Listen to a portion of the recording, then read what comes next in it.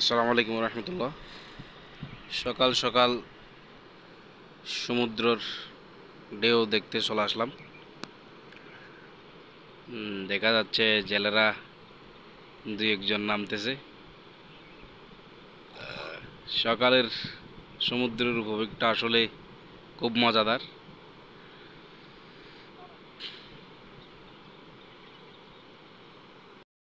জাও বাগান দেখলে আসলে মন জুড়ে যায়। তার পাশে পাহাড়,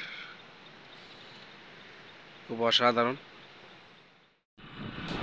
মাঝখানে মেরিন ড্রাইভ, খুব সুন্দর রাস্তা গেছে। তার পাশাপাশি আমিও আছি।